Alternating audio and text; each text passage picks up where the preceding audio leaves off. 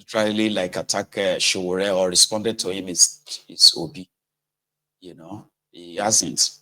And again, talking about their coalition and what have you, Showore won't be part of it. Obi won't be part of it. At least that's what we have heard so far. Since Atiku's ambition cannot be retired, Atiku is still going to run and contest against the Tinubu in 2027. So last, what Kolu needs is not your vote. What Kolu needs is just your participation so that they can give all of them participation trophy. And since it is obvious that the entire system is rigged, right? So the election will be rigged as well. Result will be written, and they will tell you to go to court. So if you are going to participate in a game that is rigged against you, maybe you should start your wahala early enough by changing the rules of the game. I'm just saying, but when oppositions are not strong enough to even like sit together, share ideas together, and Showore won't be part of it, you know, and he wants to be president of that contraption. So it's pretty much like a participatory, a participation trophy that they call them, you know. Anyway, go on and on with that, okay? A rigged system is what produced the current governor of Edo State, Ope Odoyo of Edo State. Now, among the Ope Odoyo, right, the Odoyo governor of Edo State is one recent textbook definition of, you know, an effed up country. It states that because of a compromised system or compromised, institutions that you have in that contraption, okay? So somebody like Ope Odoyo of Edo State is the governor of the state, and a single state where people were not allowed to legitimately actually choose their own governor. It is the most recent textbook definition of a failed country, by the way, where the system is intentionally, deliberately sabotaged just to achieve an end, you know, sort of an end result. Today, Ope Odoyo is the governor of Edo, and he is holding forth. So when an opportunity presented itself in Edo State yesterday, because, you know, they did a road flag, the flag off. It's called flag off. In Nigeria, they celebrate the plan to start a road construction. They do. I think the road is called Benin Asaba Expressway. Okuwari was once on that same road. 8 years, but making a pledge on behalf of the entire Edo people, Edo voters, that, yeah, you know, this may be just you know, political statements. But when if you have spent enough time around these people, then you realize that, you see, this is not just a political statement. It is actually in their book a statement of facts, because they will decide what the end result will be in an election. It's not you, the voters. You know that. Listen. This is a legacy project. When I say Edo not be Lagos, we say no.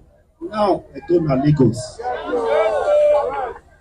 So the good things that is happening in Lagos is now happening here in Edo State. What can we say? Thank you. Say, Baba, thank you.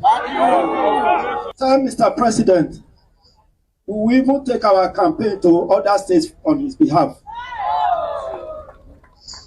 2027 is a big deal here. It is sealed for Mr. President. Not negotiable. 18/18. We have 18 local government. When I meet 18/18, we are going to deliver for Mr. President. I am standing here on behalf of the President to flag off this road. And I thank his initiative for the private-public partnership. But not even putting Nigerian money into this project. Of private put their money, because when a businessman invests, we will ensure there is completion. Thank you, Mr. President. Thank you for our visitors, and God bless all of you. And we will enjoy this road as we flag this up today. Thank you, and God bless all of you. The Opeodoyo of Edo.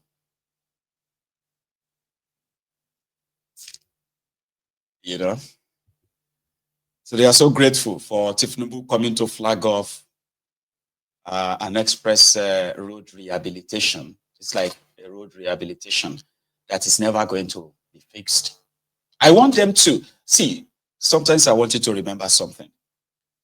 When we talk about these roads, it may sound to you like, oh, you don't like them. There are those who hate them. Somebody like me don't. I mean, I don't even have a stomach for hate. I wish I kind of like really do, by the way, so that I can be somebody, you know. I don't really have that in me. But I can pretty much dislike people for a reason or for many reasons. And for this APC, I am more interested in what they are doing than what they are saying. Do you understand? There are many of you who fancies what they say. We are going to tomorrow, by the end of this month, we are going to have 24 hours electricity in Guinea. I don't.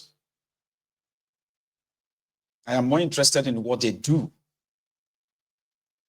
or not do. Do you understand? Because it is their actions and their inactions that actually have effects, consequences on me, on you, whether you are in there or you are out there, whether you are rich or you are poor, whether you are from the north or you are from the south. The actions and inactions of these rogues are what really affects, shapes our lives. Because they are governments, man. Economically, their policies have ruined lives, ruined businesses, ruined families, ruined relationships. Just policies of these rogues than what they say. If it's all about what they say, you probably would have an Eldorado right now in that contraption. You know? So them in Imo States, now food they send them as hunger day. Hopeless Uzodimba, hopeless Uzodinjo. The Supreme Court governor of Owerri was the one that announced to the people of Owerri, food don't land from Tinubu. So I want, on behalf of Mr. President, President Bola Ahmed Tinubu, GCFR, whose gifts we are distributing today. I'm here as a messenger of a man I believe so much that means well for Nigeria. This is a holy period for the Christians. It represents a period of Lenten period. Those who believe in the coming and the death of Jesus Christ knows that this is the period our Lord Jesus Christ fasted, after which the three temptations came. And by the grace of God, it is also coinciding with the holy period for the Muslims, the period of Ramadan. So this interim intervention is to cushion the effect of the gap that will be created between the period of planting and the period of harvest. So I want to thank you, the religious leaders from the 11 states of Southeast and South-South, for coming to Owerri, the capital of Imo State, to receive the gift and message from the President of Nigeria. As you pray, I've listened to the President. I've read his articles. I went through his manifesto. I have seen him work and commitment to keeping his manifesto. What he does not need now is distraction. So as you pray, pray for God not to allow the president to be distracted. The president magnanimously brought trailer loads of rice, which is every state will get 1,200 bags for breaking of fast. Many cartons of Indomie, one trailer load for the Christian community, one trailer load for the Muslim community. It is very symbolic because it will be easy for God to answer our prayers if we live together and work together. And be transparent in delivering these foodstuffs to those who need it. The poor and the downtrodden. Those who are not able to see what they will use to break fast. You who have 10, 15 bags of rice in your house, you don't need this rice. Give this rice to those who don't have any to eat. Of our greedy leaders. Oh, Thunder, where are you? This is the time you are supposed to strike, so that you eliminate all of them, so that you have peace in our nation. Or join them in one aeroplane, so that it will crash land in the course of their journey. Furthermore, our security. 11 states, 5 states in eastern Nigeria, 6 states in the Niger Delta part of Nigeria, making 11. So they got trailers of Indomie. They've got trailer for rice. They've got, God damn it, man. Damn. All of you for traveling down to Owerri, Imo State capital, to come and collect this food from Mr. God damn it, man. It is the state policy. Tinubu's renewed hope agenda, you know, better known as a renewed Shege agenda. Huh? Oh, more. Ulofao. That's what people will say. Ulofao. The criminal politicians in Nigeria, they hit jackpots. And I'm serious, right? Except something really changes. There is no politician or set of politicians on the surface of this earth that is or that are as lucky as the Nigerian politicians. There is none. I don't think there is any. Except something really changes. So the people they are governing, the ones that would likely not get the ones that would likely not get the rise, the palliative, because I'm expecting more of such videos, you know, but I usually thought they would be given to them by state. So those of the Nigerians who can't really probably partake in this sharing of rice, I don't know how they are going to do this, okay? Because it's almost time to break fast, Abby. The Lent and then the Ramadan.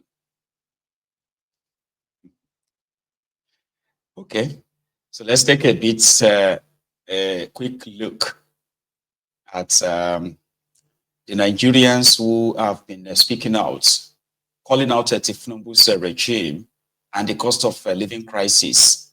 Those who are already saying that after the 30 days, it is going to be a complete shutdown and shutdown, you know, of Nigeria if Tinubu's regime fail to do anything, which they won't do anything. But the story is as touching and at the same time as, they are as touchy as eye-opening as they are. Let's listen to a few before we continue tonight. Hashtag 30 days rant challenge. Hashtag Tinubu is a terrible president, currently on its day 6. I was never going to say anything about this 30 days rant challenge because thinking about it, I felt like it was pouring water on a stone. Because I felt if after I come to say everything I want to say, nothing is going to come out of it. But my younger sister shared me. So I spoke to my younger sister this morning and she shared me a video. First off, she sent me a video. I was like, she can't watch TikTok in peace, that her FYP is full of 30 days rant challenge. And I was like, what did you see? And she was like, she has cried this morning. She and my mom had cried this morning. And I asked her, what did you see? And she told me she was going to share me a video on TikTok, which she did.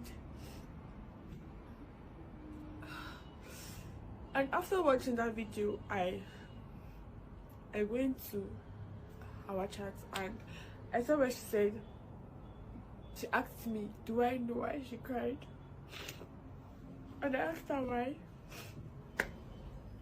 And she said, it's because she legit saw me in that video. I'm just 22. I know there are a lot of young people. I'm not complaining that I'm working too much or anything, but like, I'm 22. I'm studying law.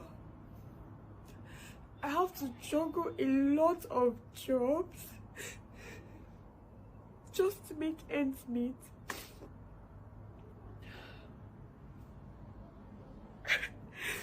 Some people think you're getting support from like a lot of people. No, support is not coming from anywhere. Like, I'm one of the persons, you know, when they say nobody's coming to save you, I'm one of those persons. Like, nobody's coming to save you. I braid, I run a shoe business, I do ushering for events, I work for events, I'm a visual assistant, I do legal writing and research. Like, I legit do like a lot of jobs just to make ends meet. Like, anywhere you can legit find like money's here, I'm there, because not necessarily for the passion anymore, but because of the necessity to meet ends meet. And you know one very funny thing about doing all this? At the end of the day, you come back tired, body aches, exhausted, and you have your books to study as a student. And at the end of the day, after all these jobs, you don't have anything to show for it. I'm on break. I can't go back home because I'm trying to cut costs. See how I can save up money, pay my rent. Rent is being increased. I have to rent is being increased. I have to think of, okay, feeding, and I'm calculating, okay, if I go back home, going back home, not like it is much better at home or anything. I'm ready to go back home because I don't want to have to like stress or bother about how things are going at home. Just trying to protect my peace, my sanity, because a lot of things are going on. But you know what?